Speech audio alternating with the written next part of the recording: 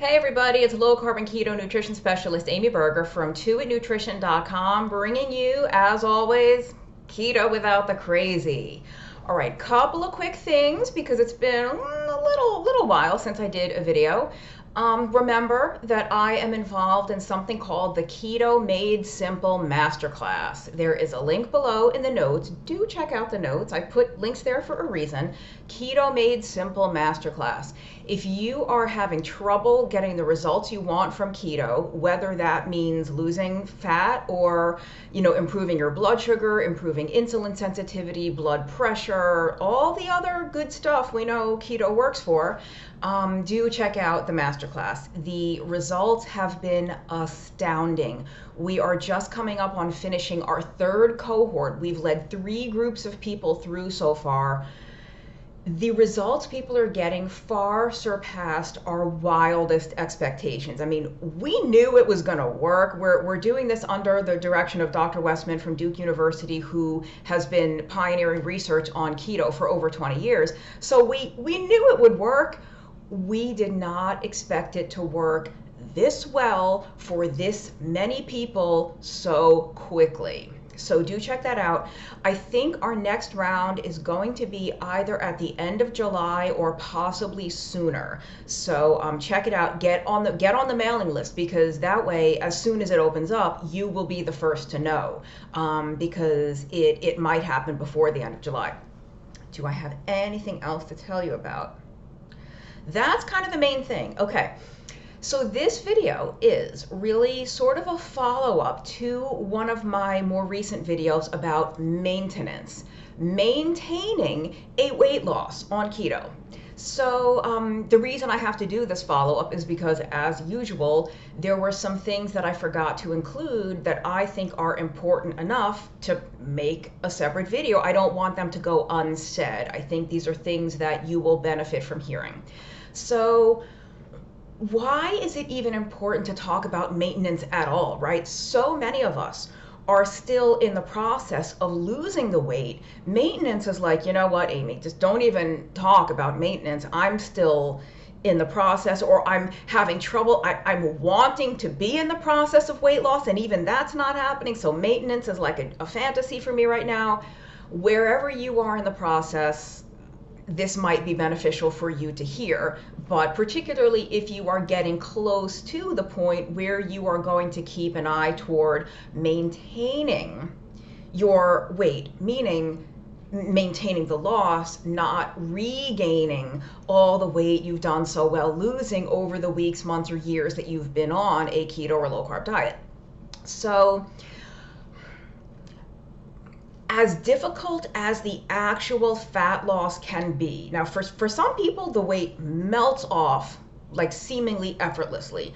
For some of us, every ounce, every kilo, every gram is a struggle. Whatever your situation, losing it can be its own issue, but it really is only half the process. The other half of the process is keeping it off, not regaining what you lost, right? Think of it, I've never given birth. I don't have children, so I certainly would not even pretend to know what it feels like to be in labor and be delivering a child. But I would imagine anyone who is a mom or dad, moms especially more so than the dads, but the actual process of giving birth, as difficult as it is and as painful as it is, that's only like one little step of the process. Now you've got to raise that child for however many years. You've got to feed it and clothe it and shelter it and love it and nurture it. So as hard as the birthing process is, your obligation doesn't end there. And so it's kind of the same with weight loss, assuming you want to keep that weight off, assuming you are not doing this for your 20th college, 20th anniversary college reunion, or you're not doing it for the cruise you're going on or the one event, and you'll be totally fine if you regain everything a month after that. Like you'll just you won't mind at all if you're only at your goal weight or your goal size or physique for one night or for 1 week's worth of vacation. Like, you're totally cool if you gain it all back. Yeah, I didn't think so. So we really do have to talk about the long-term process of keeping the body fat off. There's another course that I'm involved in. I'm not sure when it's going to come around again, but that particular course is about breaking fat loss stalls. And one of the lessons that I teach in the course is about how fat loss really is a process. It's not something that just magically happens overnight. One day you wake up and you're 20 pounds lighter or 3 sizes smaller. It's a process. And I use the example of climbing Mount Everest.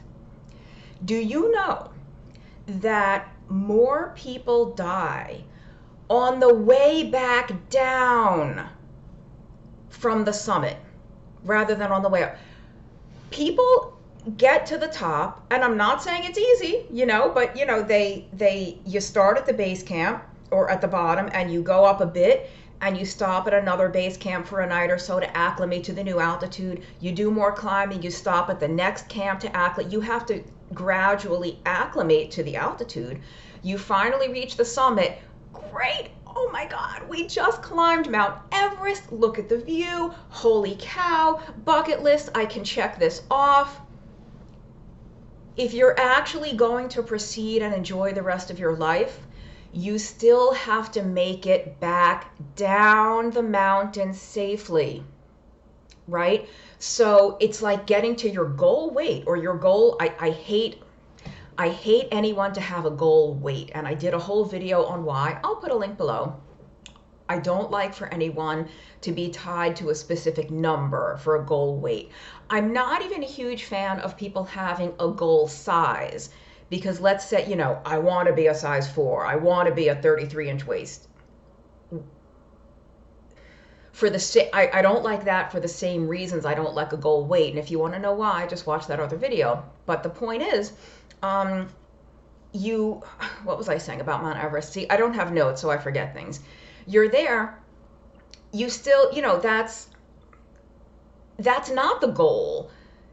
The goal is to now go live and enjoy this new, presumably healthier body. Of course, we're not always healthier automatically if we're slimmer, but the goal is to go enjoy your new size, your new shape, your new physique, whatever. And so we do have to talk about maintenance. And in the book that I wrote with Dr. Westman called End Your Carb Confusion, link below, we have some advice in here about how to adjust your diet for the long term, because there are plenty of people who eat a very strict ketogenic diet forever and they're totally happy. They don't miss the carbs. They don't have any desire to increase their carb intake or change their diet in any way. They're perfectly content doing what they've been doing all along. Then, and in that case, if you get to a point where you just want to maintain, you likely would just increase, I hate the word, but you would just increase your calories. You would eat more food. Presuming that you would want to stay in such a very, very low carbohydrate, paradigm, you would just eat more fat. You would just maybe increase calories from fat, or maybe have larger portions of fatty protein foods.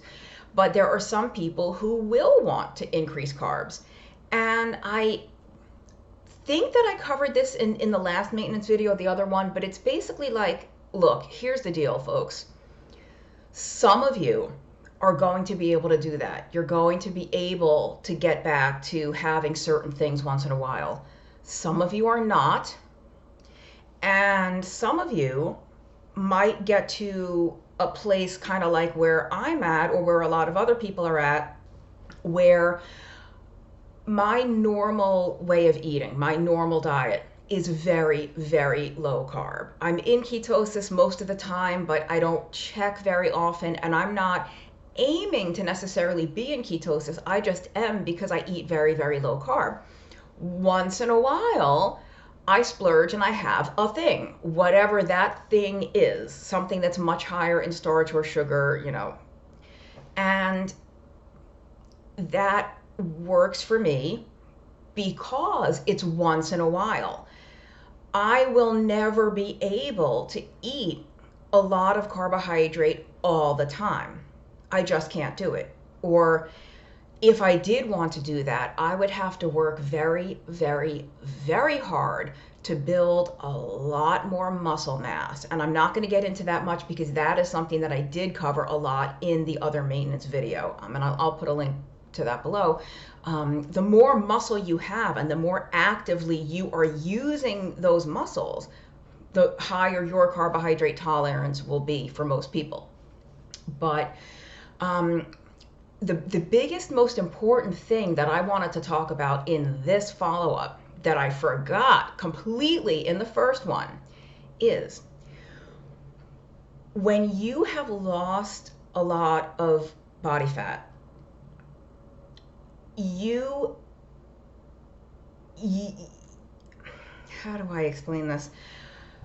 You have to think of yourself as an overweight or obese person who is temporarily living in a smaller body. And your body is going to fight you like hell to get bigger again. And we can call that whatever you want. Some people call it the set point theory. I honestly, I'm going to be 100% honest with you all. I don't know how much science there is to back that up. I don't have references for you like, oh, look at these 10 studies that they did proving that this is a thing. But I think there's a lot of reasons why it is so easy to regain weight. And some of it could have to do with habits and addictions, of course. Some of it probably has to do with programming in the brain. We are constantly talking about hunger and satiety, meaning feeling full and feeling that sense of fullness for an extended period of time between meals. We often talk about that with regard to the physical feeling in the stomach, or I would say like your abdomen, your stomach, your intestines, feeling full, feeling bloated, feeling almost in pain. We really do not give enough airtime, so to speak, to what happens in the brain. A lot of that appetite signaling and satiety signaling has very little to do with your actual stomach and more to do with the communication between your stomach and your GI tract and your brain. So I think, and again, no references to back me up on this, it just seems that the heavier you have been in the past and the longer you were at that size, the more your body or brain is going to want to get back there. That is what it's used to. And whether you want to say that's its set point, that's what it knows. That's the comfort zone, right? Think of it like if we want to anthropomorphize, we all have our comfort zones, the things that we're used to that we just do. That may be a thing. Maybe your brain, your hypothalamus, your apostat, whatever, has this place where it was for so long that it's just trying to get back there because why are we so thin? We're not a thin, skinny person. We were so heavy for so long. What is this new weird small body? Something must be wrong. Like what's wrong here? We're not supposed to be so small. We're supposed to be so much larger because we were so much larger for so long. So again, no science. So this could all be bunk, but I mean there's a lot of reasons why most people, and I feel confident saying that most people regain weight after they've lost it. Some people will lose and regain in cycles for 20, 30 years and never keep it off permanently for good. It always kind of comes back. Some people, well, let me not even waste any more time talking about that. It comes back, and so I hate to say it like this because it sounds really defeatist and it sounds really, negative, like, oh, it's always going to be a struggle, you're always going to have to fight. But I think it's true to some extent. Now, I will change my language a little bit. It might not always be a struggle. You might not always have to fight, because it just depends on how difficult you find it to maintain whatever way of eating it is that you need to maintain in order to not regain that weight. For some people, that's going to be ultra strict keto. For some people, it's going to be some version of low-ish carb, paleo, whatever it is. And if you love that way of eating, it's not a hardship. If you love it and you don't miss the other foods that you're not eating, it's not a struggle. So you don't have to struggle, quote, quote, and you don't have to fight, but you do have to maintain vigilance. That, I think, is a very good way to say it. You have to be vigilant, meaning, like, on the lookout. You have to be vigilant. Now I can't even say the word anymore. What? This is like a weird little brain fart I'm having. I'm thinking like militant, diligent, vigilant, like a vigilante, vigilant. Wow, that's weird. You have to be vigilant about not letting the carb creep happen. Oh, I'll have that one little piece of that. I'll have that.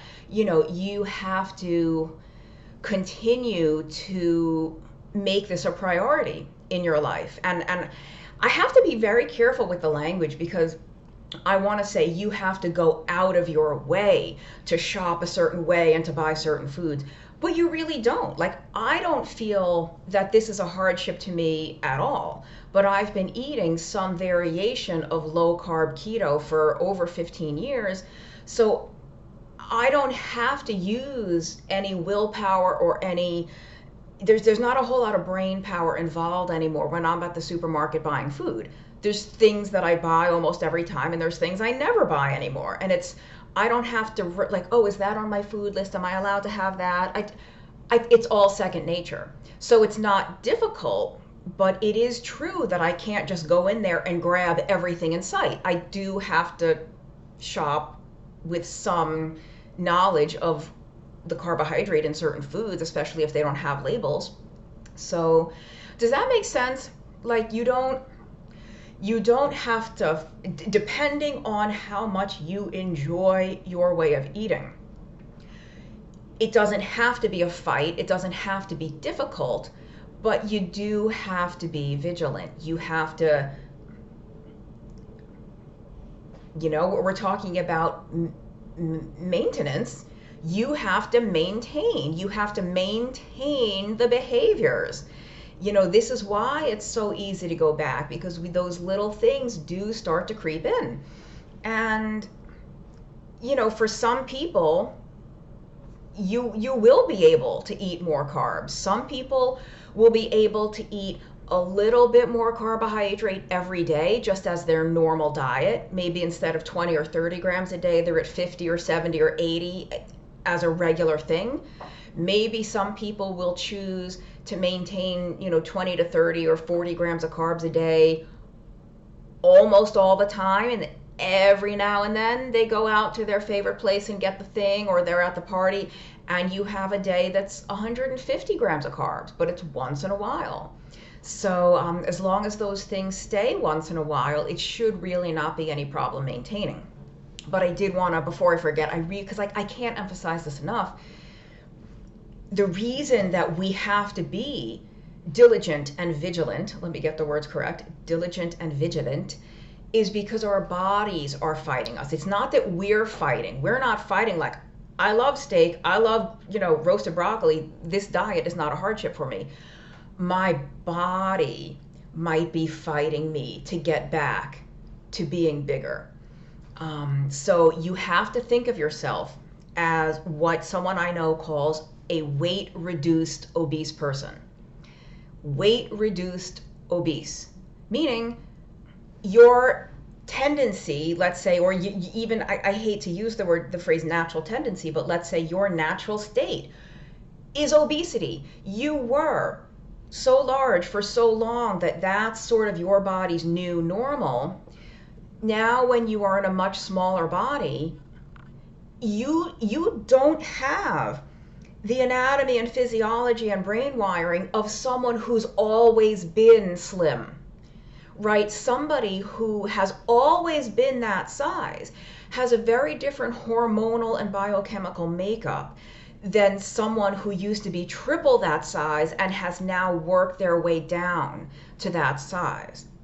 And I don't mean that we're like literally different species. I mean, we do have, we all have insulin, we all have glucagon, and we all have, human growth hormone. Like, we are ultimately all human beings with some of the same wiring, but if there weren't biochemical differences between us, we wouldn't have people that are this big and people that are this big, So I think there are differences. And I think if you're someone that has battled weight for a long time,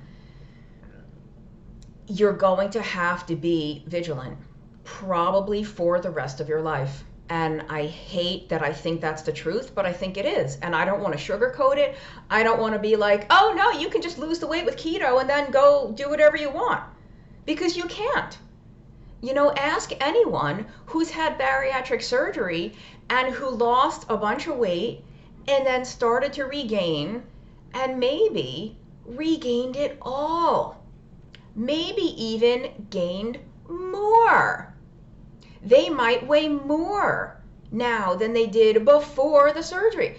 So unfortunately, this is not, long-term weight loss maintenance is not Ron Popeil's rotisserie, set it and forget it. You cannot set it and forget it. You cannot forget this.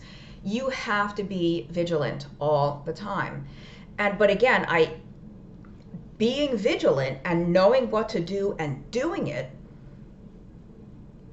doesn't mean it has to be hard. It doesn't mean it's difficult. It doesn't mean it rules every moment of your life and like you literally can't work and you can't do anything else because 100% of your brain power is focused on food. No, the beauty of doing keto, low carb is that for the most part, it kind of takes care of itself once you identify your own sweet spot.